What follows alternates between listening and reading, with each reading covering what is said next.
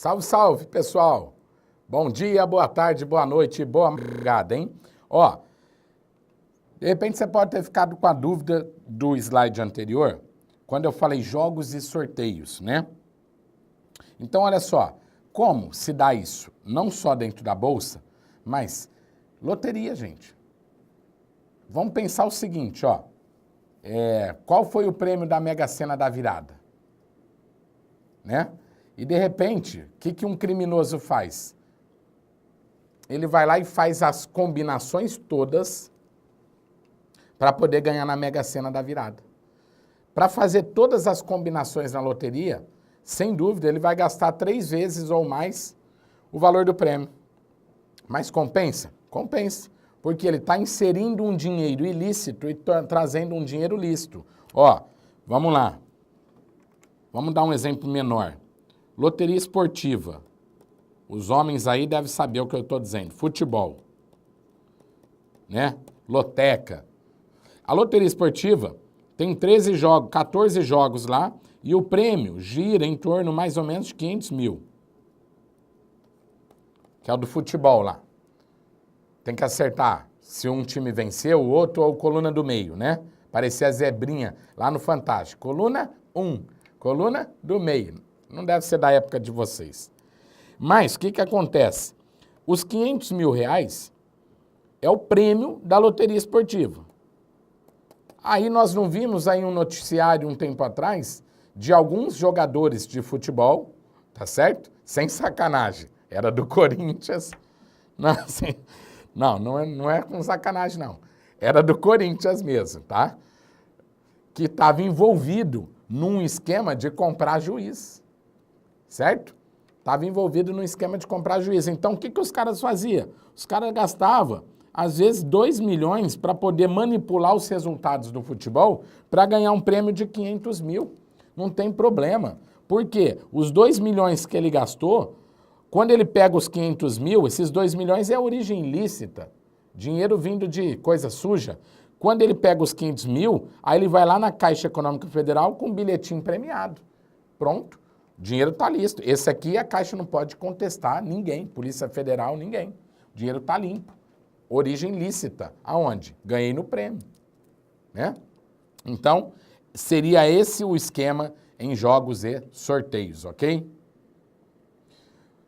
A Convenção contra o Tráfico Ilícito de Entorpecentes e de Substâncias Psicotrópicas, aprovada em Viena, Áustria, em 1988, no âmbito das Nações Unidas, mais conhecida como Convenção de Viena, teve como propósito promover a cooperação internacional no trato das questões ligadas ao tráfico ilícito de entorpecentes e crimes correlatos, dentre eles a lavagem de dinheiro. Então, na verdade, ó, a lavagem de dinheiro propriamente dita nasceu aqui, ó. O crime de lavagem de dinheiro, né? A lei veio depois, mas o crime de lavagem de dinheiro começou a tomar importância para as autoridades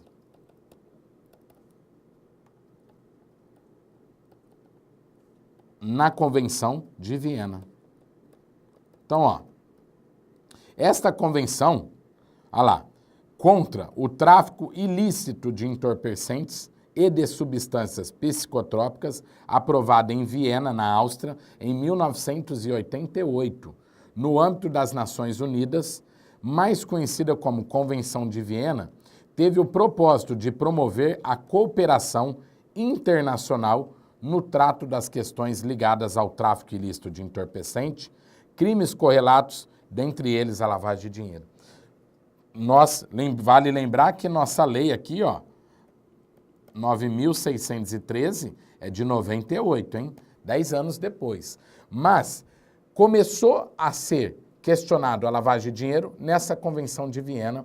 E olha só, num primeiro momento, era para combater o quê?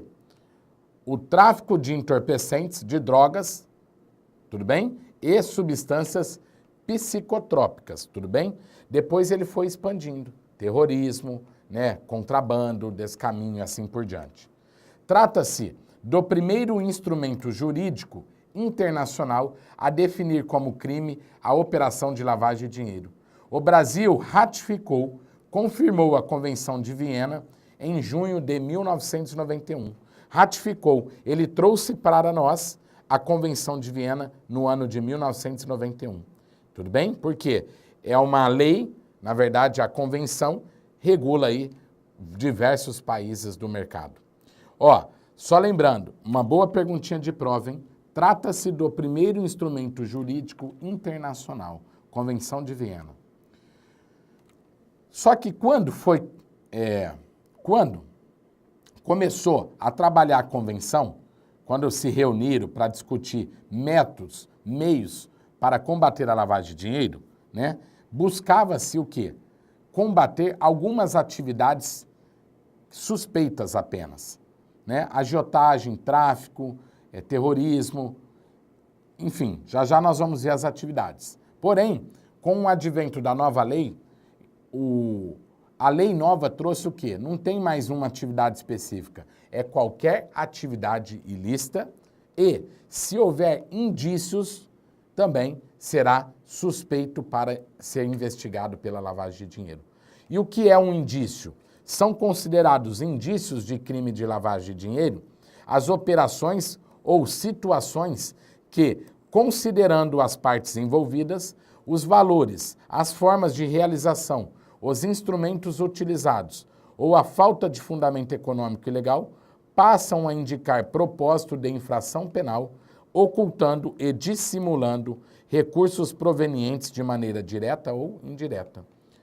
Indícios, né, são operações ou situações considerando partes envolvidas, os instrumentos utilizados ou a falta de fundamento econômico. Depositei 1 milhão, sendo que minha renda, ou melhor, movimento 1 milhão na minha conta, sendo que minha renda é de 3 mil reais. Qualquer coisa que possa indicar propósito de infração penal, ocultando ou dissimulando. Então, será indício de crime se você tiver em qualquer atividade tentando ocultar ou dissimular crimes de lavagem de dinheiro. E aí foi o que eu disse. Quando começou a Convenção de Viena, eles estipularam alguns crimes precedentes à lavagem de dinheiro, antes da alteração da lei.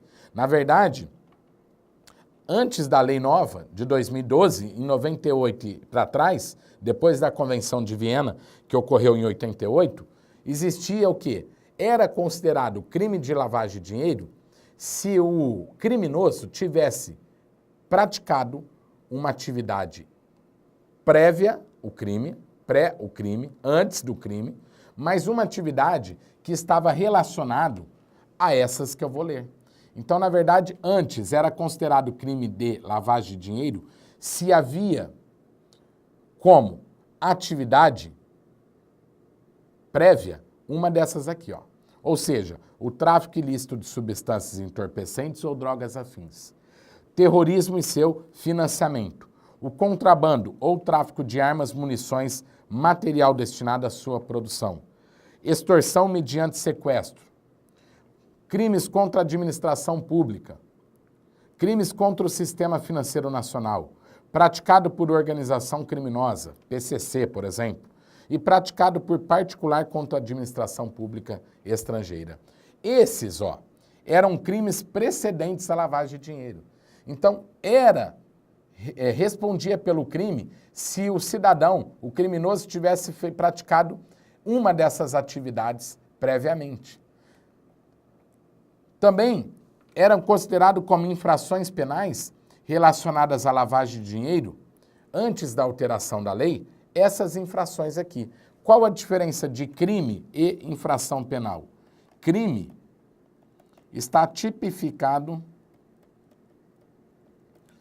no Código Penal. Por isso que é crime. E a infração, a pena é mais leve. A infração penal está codificada em leis especiais. Então, qual é a diferença de crime e infração penal? Crime, a pena é mais grave, infração é mais leve. Mas a principal diferença é que o crime está previsto no Código Penal e a infração está previsto em leis especiais.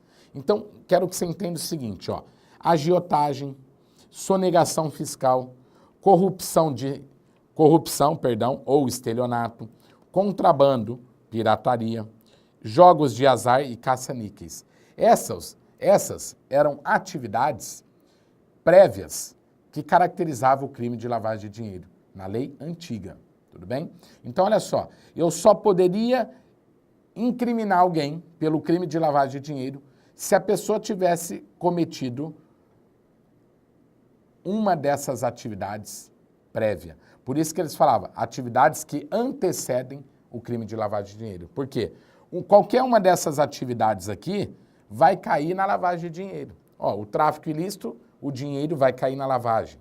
O terrorismo, o dinheiro vai ter que inserir no sistema. O contrabando, a extorsão mediante sequestro, ó, uma atividade ilícita, mas o dinheiro que o sequestrador conseguiu, ele vai tentar inserir no mercado. Então, presta atenção.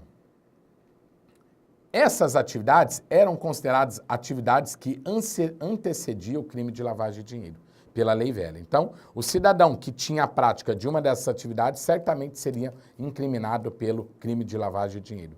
Porém, com a criação da lei nova, a lei trouxe o quê? Não tem uma atividade específica. Não tem. Qualquer atividade pode gerar o crime de lavagem de dinheiro. Não somente essas atividades precedentes que eu disse aí. Qualquer atividade pode ser considerada como uma atividade de lavagem de dinheiro, qualquer.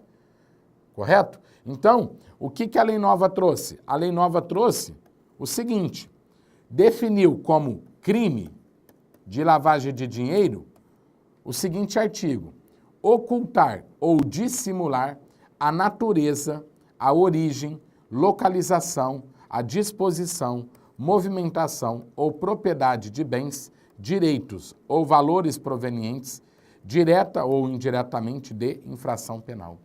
Se o cidadão ocultar, dissimular a natureza, a origem, a localização, a movimentação ou a propriedade de bens, direitos ou valores, direto ou indiretamente, de qualquer infração penal, não somente daquelas que antecediam, qualquer. Então, por exemplo, ó, vamos pegar aqui uma infração penal.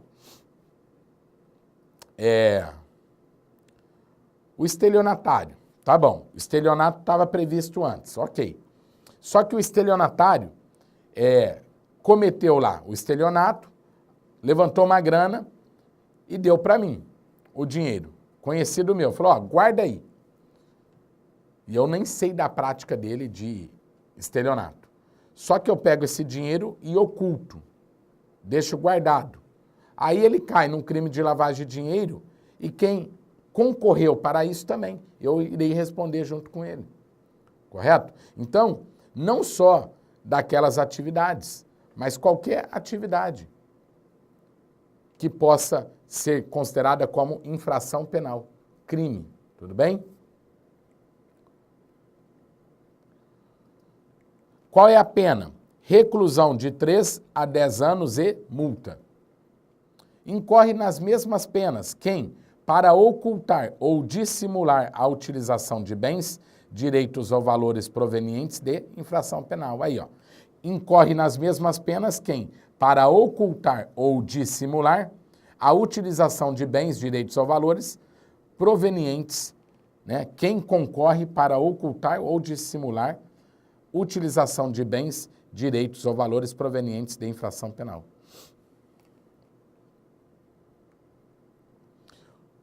Converte os ativos ilícitos para lícito. Calma, deixa eu ler de novo que eu me confundi. Ó, incorre nas mesmas penas quem, para ocultar ou dissimular a utilização de bens, direitos ou valores provenientes de infração penal, os converte em ativos lícitos, quem adquire, recebe, troca, negocia, dá ou recebe em garantia, guarda, tem em depósito, movimenta ou transfere, quem importa ou exporta bens com valores não correspondentes aos verdadeiros, utiliza na atividade econômica ou financeira bens, direitos ou valores provenientes de infração penal, participa de grupo, associação ou escritório tendo conhecimento de que sua atividade principal ou secundária é dirigida à prática de crimes previstos nesta lei. Então, ó, todas essas pessoas que concorrem nessas atividades vai responder pelas mesmas penas, incorre nas mesmas penas. Qual? Reclusão de 3 a 10 anos e multa. Admite-se a tentativa? Sim. A pena é reclusão de 3 a 10 anos e multa.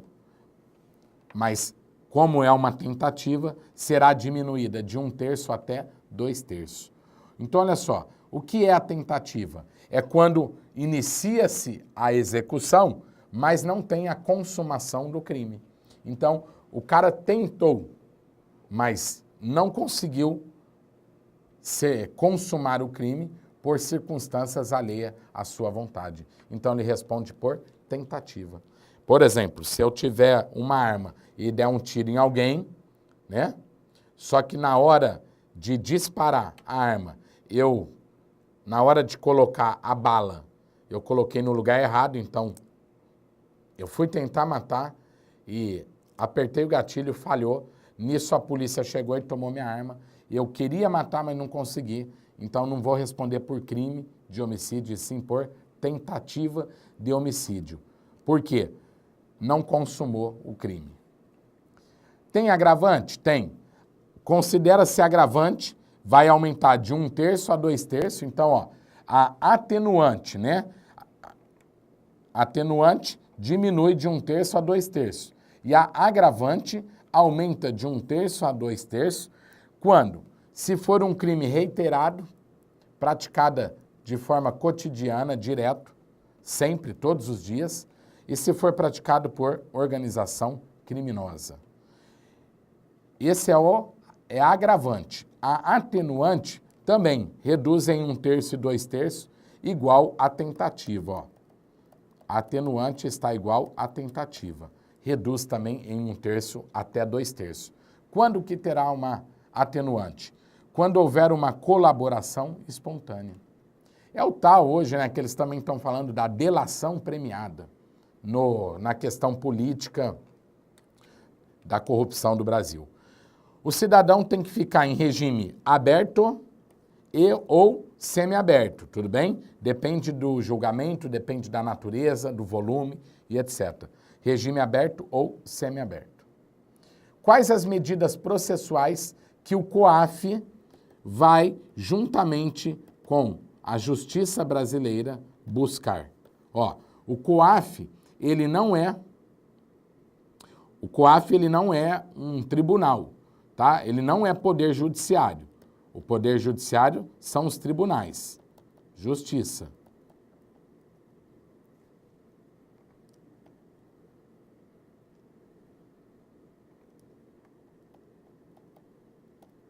O poder judiciário é quem julga.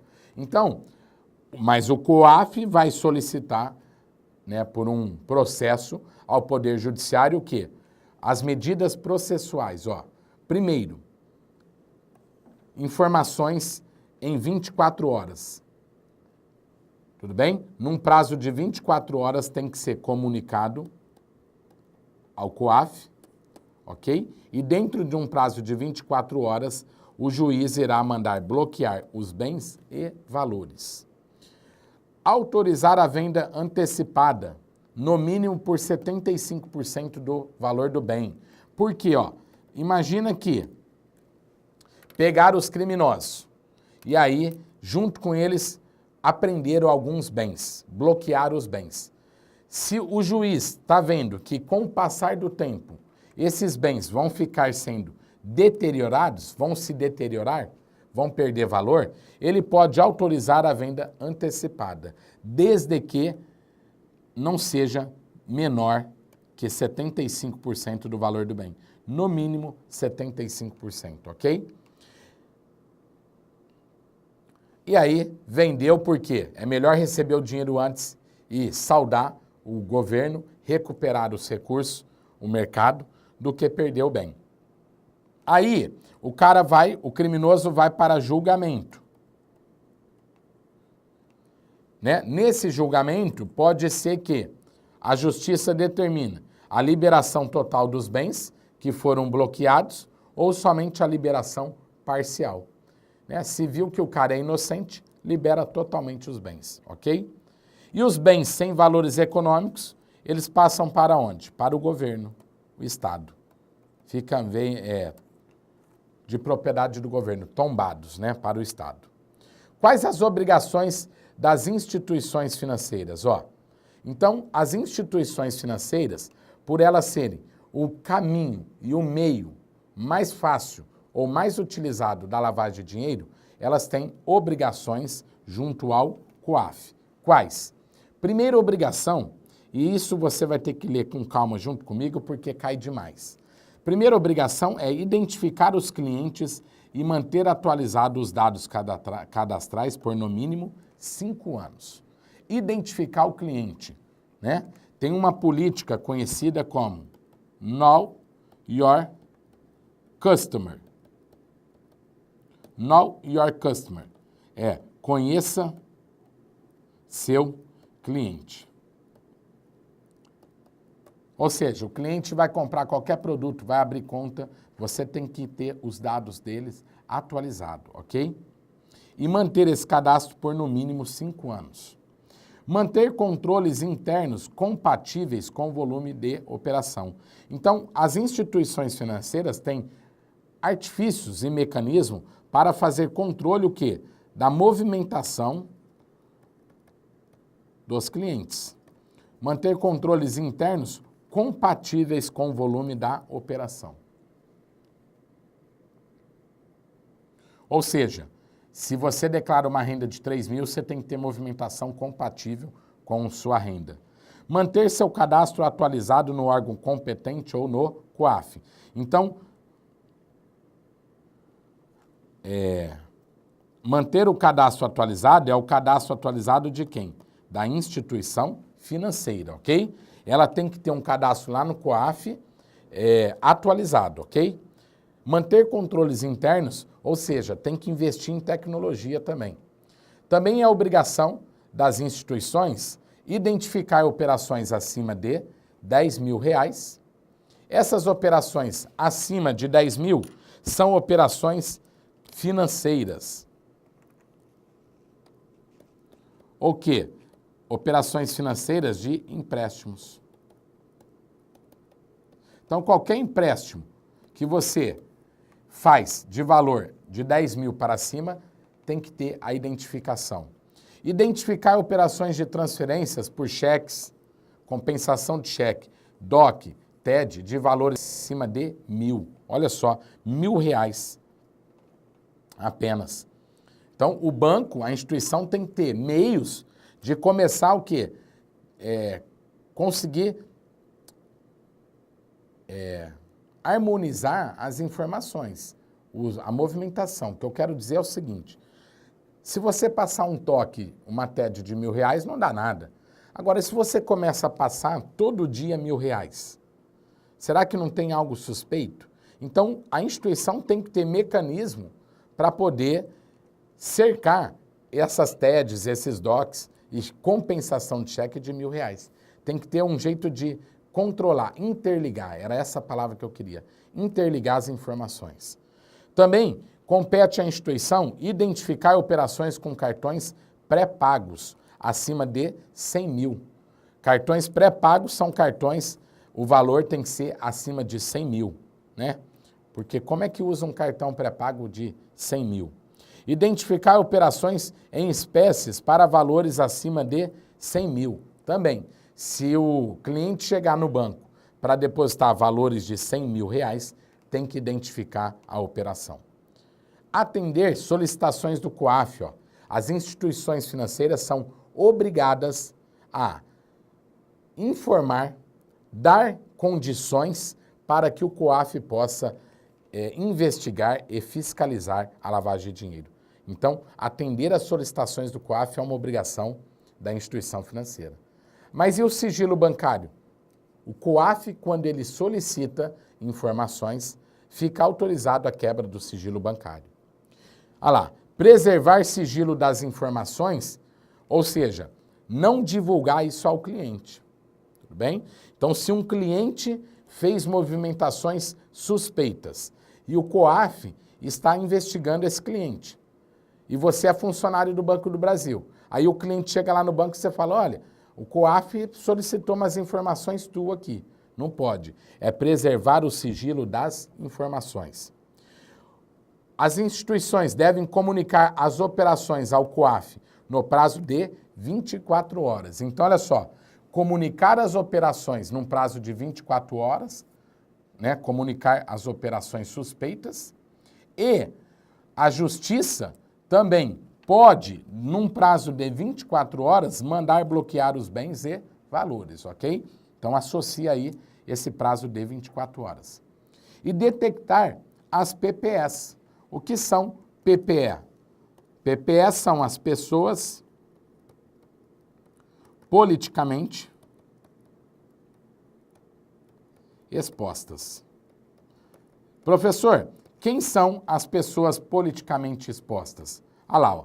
São consideradas pessoas politicamente expostas os agentes públicos que desempenham ou tenham desempenhado nos últimos 5 anos no Brasil ou em países, territórios e dependências estrangeiras, cargos, empregos ou funções públicas relevantes, assim como seus representantes familiares e outras pessoas de seu relacionamento próximo. Então, quem é pessoa politicamente exposta? Todas aquelas pessoas, grave aí, que nos últimos 5 anos tenham tido cargos, empregos ou funções públicas relevantes. Então, políticos, né, desembargadores, como que chama? Embaixadores, tudo bem? Representantes, então cargos relevantes, assim como seus representantes familiares e outras pessoas de seu relacionamento próximo. Todas essas pessoas aí são consideradas pessoas politicamente expostas e por serem politicamente expostas, pessoas politicamente expostas, vão ter uma atenção redobrada, uma fiscalização redobrada nas suas operações, ok? Maravilha? Já já voltamos para a nossa última aula. Um grande abraço.